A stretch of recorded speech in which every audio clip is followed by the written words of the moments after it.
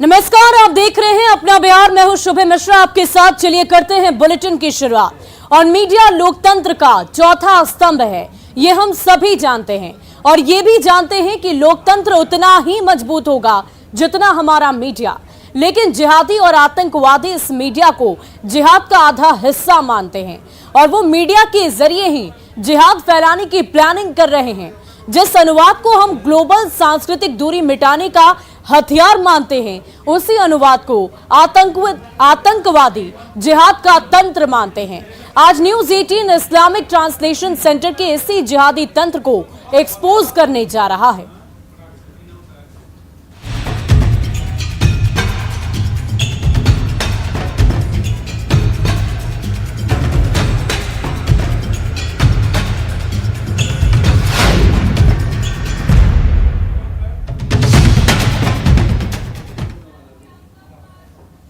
और Islamic translation centre यानी कि आईटीसी का जिहादी तंत्र बिहार पुलिस मुख्यालय के उस पत्र से एक्सपोज्ड हो गया है, जिसमें आईजी ने बिहार के सभी जिलों के पुलिस अधिकारियों को एहतियातन कदम उठाने के निर्देश दिए हैं।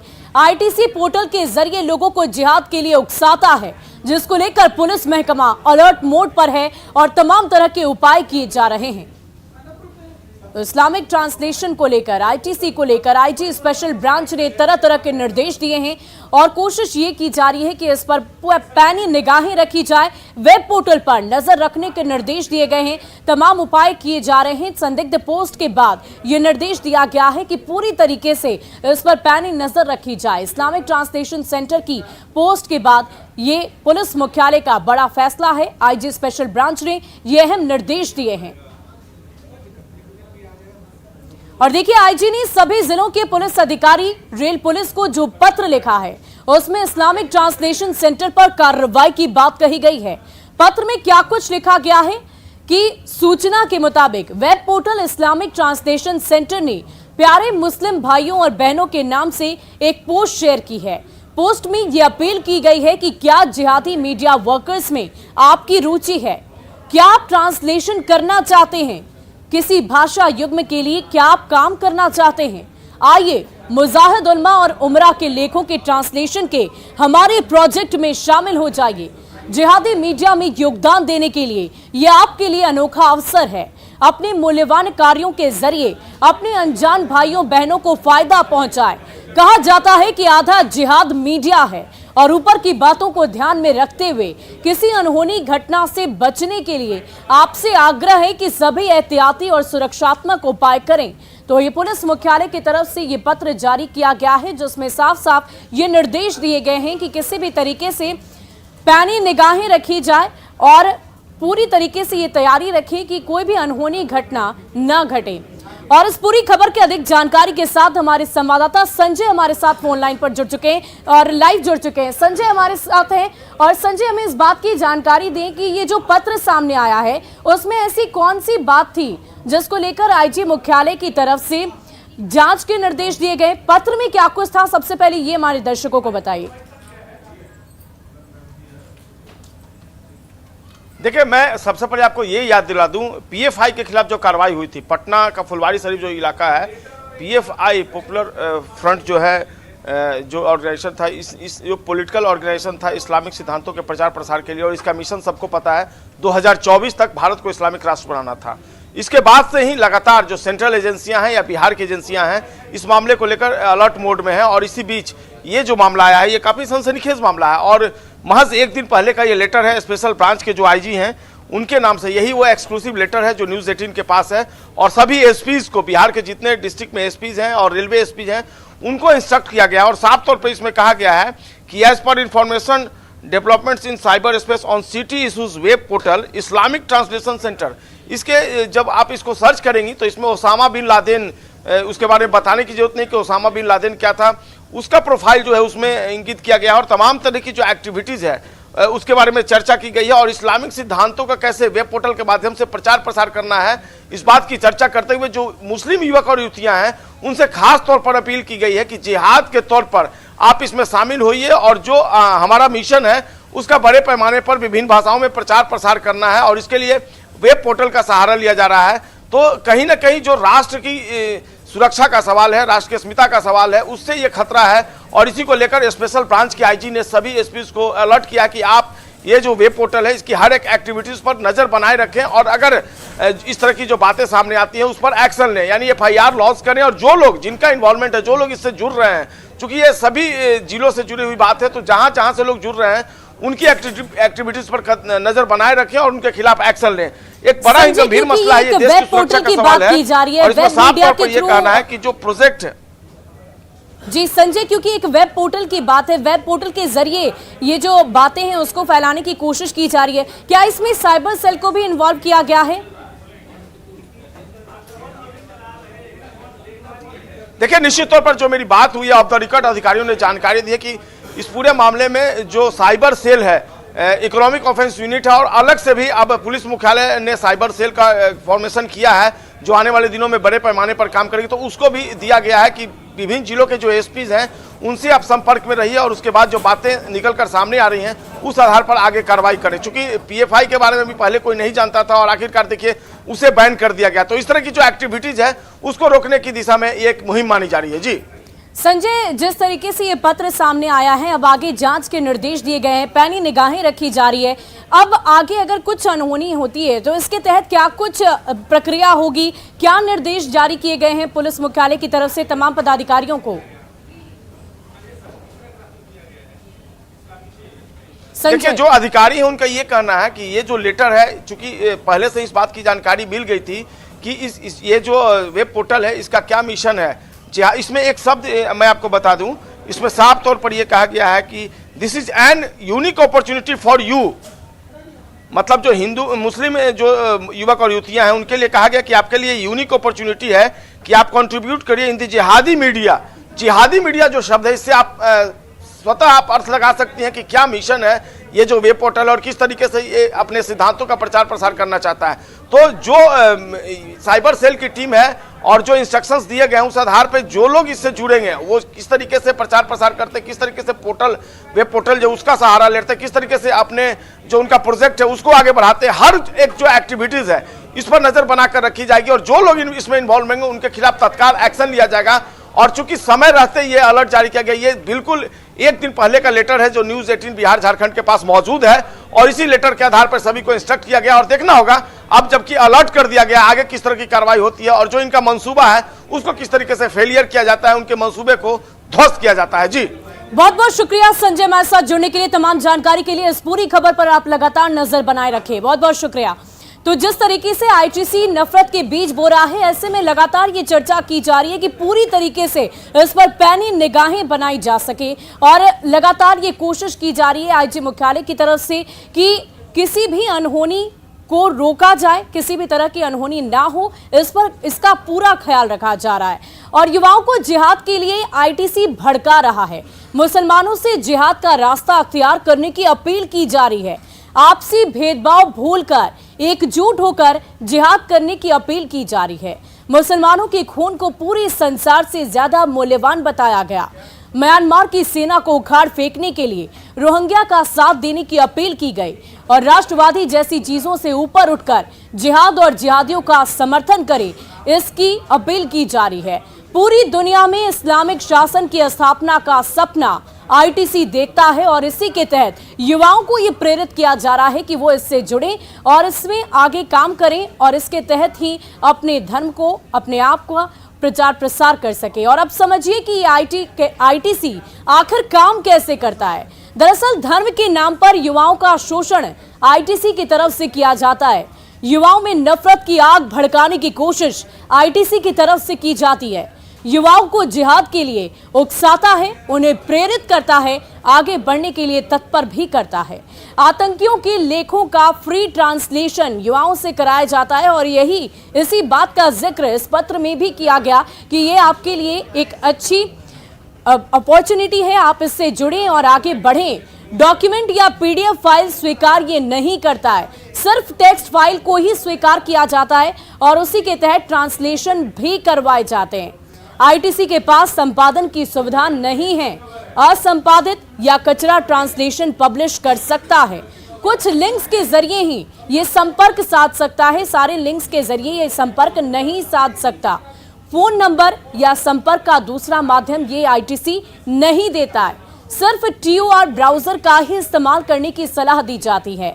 गुणवत्तापूर्ण VPN की सलाह आईटीसी देता है और IP के इस्तेमाल से बचने की सलाह भी आईटीसी की तरफ से दी जाती है और इसके तहत युवाओं को प्रेरित किया जाता है, उत्सुक किया जाता है कि वो इससे जुड़े, ट्रांसलेशन का हिस्सा बने और वेब पोर्टल पर इस तरह के निर्देश, इस तरह की बातों को पब्लिश किया जाता है ताकि लोग उसकी तरफ आकर्षित हो सके, युवा उसकी तरफ आकर्षित हो सके। आतंकी काम में शामिल आईटीसी को पुलिस की कार्रवाई का भी डर है, लिहाजा वो रियल IP एड्रेस का इस्तेमाल नहीं करने की सलाह देते हैं। ट्रांसलेशन वर्कर्स पर कोई निशान या शब्द नहीं लिखने के लिए कहता है। किसी फोन नंबर या डायरेक्ट मेल जोल से बचने की सलाह आईटीसी की तरफ से दी जाती है। किसी को भी अपना फोन नंबर नहीं देने की सलाह दी जाती है। आप किसी से भी फोन नंबर शेयर नहीं कर सकते अगर आप आईटीसी से जुड़े हुए हैं। फोन नंबर मांगने का मतलब सदस्यों की गिरफ्तारी से है और फोन नंबर मांगने का मतलब पोर्टल को हैक करना है।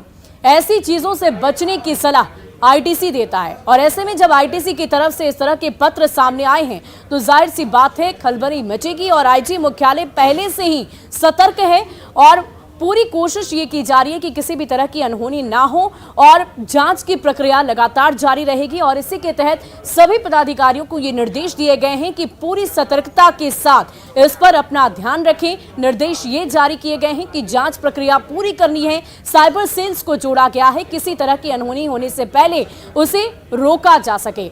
और देखिए इस मामले पर अब सियासत भी शुरू हो गई है। बीजेपी ने जहां सरकार को कटघरे में खड़ा किया है, वहीं कांग्रेस और जेडीयू ने कहा है कि बरगलाने वालों को बख्शा बिल्कुल भी नहीं जाएगा। क्या कुछ कहा, सुनिए। बिहार देश दुनिया में टेररिज्म के और इस्लामिक फंडामेंटलिस्ट टेंडेंसीज के ग्रोथ का एक प्रोडक्शन सेंटर तो नहीं बनता जा रहा। जिस तरीके से पिछले दिनों नीतीश कुमार जी की नाक के नीचे जो PFI का पूरा मोडस ऑपरेंडी खुलासा हुआ, 20,000 लोग ट्रेन कर दिए गए, NIA, IB सबको इन्वॉल्व होना पड़ा इन्वेस्टिगेशन में। देखिए, धर्म प्रचार का अधिकार सबको है, अपने धर्म के संतों, महर्षियों, पैगंबरों की बात बताने का अधिकार सबको है, लेकिन उसकी आड़ में किसी धर्म के खिलाफ नफरत फैलाने, घृणा फैलाने का अधिकार किसी को नहीं है। बिहार सरकार की यह प्राथमिकता है कि बिहार में अगर कोई कानून को अपने हाथ में ले, गड़बड़ी करने की कोशिश करे तो उस पर कार्रवाई सुनिश्चित हो। आदरणीय नीतीश कुमार जी ने जब से बिहार में सत्ता की बागडोर संभाली है तब से सांप्रदायिक सौहार्द का वातावरण स्थापित किया है, सद्भाव का वातावरण स्थापित किया है। और आरसीपी सिंह ने एक बार फिर सीएम नीतीश के प्रधानमंत्री बनने की बात पर निशाना साधा था और इस बयान का जहां बीजेपी और LGPR ने समर्थन किया, वहीं दूसरी तरफ कांग्रेस, RJD और जेडीयू ने उल्टा बीजेपी पर ही पलटवार किया है। ठीक ही कहा है कि माननीय मुख्यमंत्री श्री नीतीश कुमार जी का जो सपना था प्रधानमंत्री बनने वाला, वो गुब्बारे के जैसा फूट पड़ा है। आदरणीय तेजस्वी यादव जी उनके सपना को चूर चूर कर दिए हैं। उनका सपना चूर चूर हो गया है और अब उनके पास अपना कुछ नहीं बचा है। नीतीश कुमार जी तो प्रधानमंत्री पद के उम्मीदवार कभी थे ही नहीं, इसीलिए सपना उन्होंने कभी देखा ही नहीं। उनका तो सपना है 2024 में इस देश से किसान विरोधी, नौजवान विरोधी, आम इंसान विरोधी इस सरकार का खात्मा, 2024 भाजपा मुक्त भारत। प्रधानमंत्री बनने का गुब्बारा उनका फूट गया। आरसीपी सिंह जी बिल्कुल 100% सही बोल रहे हैं, लेकिन उस लायक वो कब थे? बढ़िया से तो वो मुख्यमंत्री के लायक भी 17 वर्षों में नहीं बने हैं और सपना देख रहे हैं प्रधानमंत्री बनने का। अब वो क्या सवाल खड़े करेंगे? जिनके गोद में बैठे हैं, जिनके इशारे पर वो बोल रहे हैं, कहाँ आदरणीय नीतीश कुमार जी और कहाँ आरसीपी सिंह जी? कोई तुलना है? इसलिए ये सब बोलने से कुछ होने वाला नहीं है। देखिए, कौन क्या कहता है वो एक अलग विषय है, लेकिन माननीय मुख्यमंत्री और हम लोग के आदरणीय नेता श्री नीतीश कुमार जी ने बिहार को जिस तरह से विकसित बिहार, विकासशील बिहार से विकसित बिहार बनाने का जो संकल्प लिया है, बिहार की 13 करोड़ जनता उन्हें पूरा सम्मान देती है, उनके लीडरशिप को अपना फुल मेजॉरिटी देती है। दरअसल आरसीपी सिंह ने सीएम नीतीश कुमार पर हमला बोलते हुए कहा कि सीएम के पास अब कुछ नहीं बचा है और उनके पीएम बनने का सपना पूरा नहीं होगा।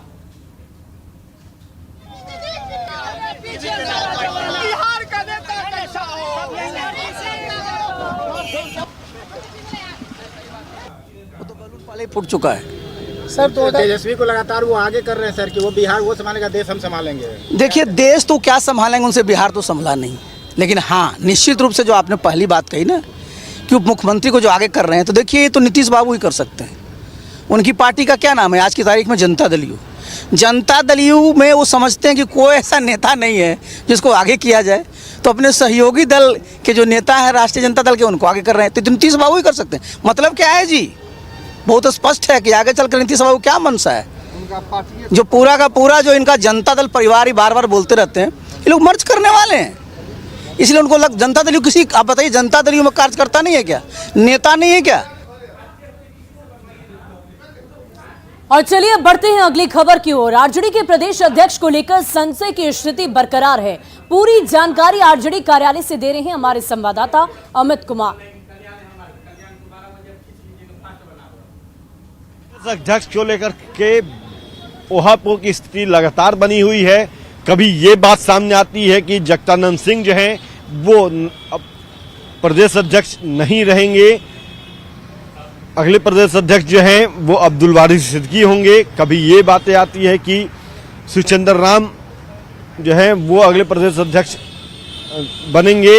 लालू प्रसाद यादव से उन्हें आशीर्वाद मिल चुका है, लेकिन अभी जो लेटेस्ट जानकारी हम दे रहे हैं आप तमाम दर्शकों को, उसके मुताबिक जगदानंद सिंह जो हैं अभी प्रदेश अध्यक्ष के कुर्सी पे बने हुए हैं और आगे भी रहेंगे, क्योंकि ये कहा जा रहा है कि आरजेडी की तरफ से जो निर्वाचन आयोग में कल शाम को डॉक्यूमेंट्स दिया गया है, पार्टी से जुड़ा हुआ जो दस्तावेज दिया गया है, उसमें प्रदेश अध्यक्ष के तौर पे जगदानंद सिंह को ही दिखाया गया है, बताया गया है।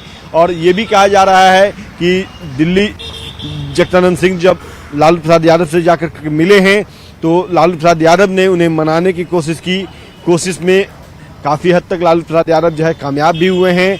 अपनी दोस्ती का हवाला दिया, पुराने रिश्तों का हवाला दिया और ये भी कहा कि हाल के दिनों में जिस तरह से आपने पार्टी को अनुशासित किया, मजबूत किया, वो आगे भी उसकी ज़रूरत है। तो आप अपना आशीर्वाद जो है वो अपने भतीजे तेजस्वी यादव, तेज प्रताप यादव पे बनाए रखिए। पार्टी के जो नए कार्यकर्ता हैं, नए नेता हैं, उन्हें आपकी ज़रूरत है, तो ऐसे में आप उन पर अपना आशीर्वाद बनाए रखिए। तो जगदानंद सिंह ने हामी तो भर दी है, लेकिन ये कहा जा रहा है कि जगदानंद सिंह कब पार्टी कार्यालय वापस आएंगे, क्योंकि लगभग कह सकते हैं कि 2 महीने होने को है और ऐसे में अब तक जगदानंद सिंह जो है वो पार्टी कार्यालय नहीं आए हैं। फिलहाल जगदानंद सिंह जो है वो दिल्ली में है, लालू सिंगापुर जाने वाले हैं। सिंगापुर जाने के बाद जब जगदानंद सिंह वापस बिहार लौटते हैं तो ये देखना बेहद अहम होगा कि क्या उनकी नाराजगी इस कदर खत्म होती है कि वो वापस से आरजेडी कार्यालय आकर के अपने प्रदेश अध्यक्ष के तौर पे कामकाज संभालते हैं या नहीं। क्योंकि ये भी कहा जा रहा है कि भले ही वो लालू यादव को हामी भर दिए हैं,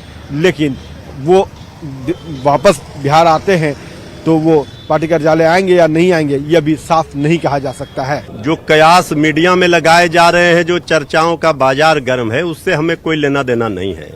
हम ये जानते हैं कि आज भी राष्ट्रीय जनता दल के माननीय प्रदेश अध्यक्ष आदरणीय जगदा बाबू हैं। तो ऐसे में कयासों का बाजार जो है वो बेहद गर्म है, चर्चा काफी तेज है। बहरहाल इस पर विराम जो है वो जगदानंद सिंह ही लगाएंगे, तब लगाएंगे जब वो वापस से कामकाज संभालने प्रदेश कार्यालय आ जाएंगे। कैमरा पर्सन अजय दुबे के साथ अमित कुमार, न्यूज 18 पटना। और इसी बीच बेगूसराय से आपको बड़ी खबर बताते हैं, जहां उत्पाद विभाग की टीम पर हमला किया गया है।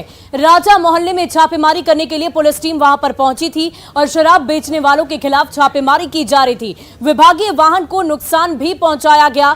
बाल बाल बची पुलिसकर्मियों की जान, इस बात की भी जानकारी सामने आई है। 32 लोगों को पुलिस ने अपनी हिरासत में लिया है। तो बेगूसराय से ये बड़ी जानकारी आपको दे रहे हैं। शराब बेचने वालों के खिलाफ उत्पाद विभाग की छापेमारी की तस्वीर सामने आई है और इस छापेमारी के दौरान पुलिस कर्मियों को नुकसान पहुंचाने की कोशिश की गई, उनकी गाड़ियों को क्षतिग्रस्त किया गया, जिसकी तस्वीर इस वक्त आपकी टीवी स्क्रीन पर है। शराब बेचने के खिलाफ छापेमारी के लिए पुलिस की टीम वहां पर पहुंची थी। 32 लोगों की गिरफ्तारी भी की गई। विभागीय वाहन को नुकसान पहुंचाया गया है, जिसकी तस्वीर आप देख पा रहे होंगे। बाल बाल पुलिस कर्मियों की जान बच गई है, उन पर हमला किया गया। इससे पहले भी इस तरह की खबरें सामने आती रही है। जब शराबबंदी वाले बिहार में उत्पाद विभाग की टीम शराब माफियाओं के खिलाफ छापेमारी करती है, उनके खिलाफ कोई एक्शन लेती है तो वो उग्र हो जाते हैं और इस तरह की तस्वीरें सामने आती है।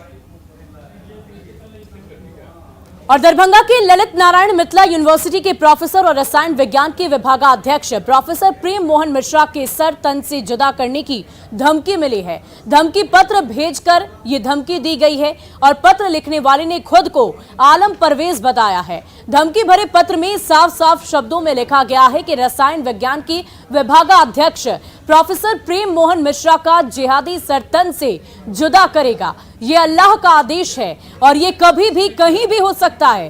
पत्र में प्रेम मोहन मिश्रा के अलावा उनके परिवार को भी सरकलम करने की बात लिखी गई है। पत्र लिखने वाले ने विभाग के ही एक कर्मी शशि शेखर झा को विभाग से हटाने की मांग की। इधर पीड़ित प्रोफेसर प्रेम मोहन मिश्रा ने अनहोनी की आशंका को लेकर पुलिस प्रशासन से अपने और अपने पूरे परिवार की सुरक्षा की गुहार लगाई है। उससे आया था तो वो सामान्य चिट्ठी समझा मैं खोल कर देखा तो बहुत खतरनाक था। तो फिर मैंने पत्र लिखकर अपने कुलपति कुल सचिव महोदय को भेजा और कॉपी थाना को भी दे दिया हूँ और 2 तैयार किया है जो कल एसपी और आईजी को भी दे दूँगा। सर उस पत्र में क्या लिखा हुआ था उसको डिटेल्स? उस पत्र में तो शुरू किया है इसी से कि प्रेम मोहन मिश्रा का तन धन से अलग कर दिया जाएगा। एक काम आपको दिया जा रहा है, अगर वो नहीं करेंगे तो जिहादी का ऐलान है कि अल्लाह के आदेश से आपका तन से सब अलग कर देंगे। और जो काम दिया गया है उस दिया गया हमारे जो स्टाफ हैं शशि शेखर झा उनका हम तबादला करा दें। और फिलहाल इस बुलेटिन में अभी के लिए बस इतना ही, लेकिन न्यूज़ 18 बिहार झारखंड पर खबरों का सिलसिला लगातार जारी है।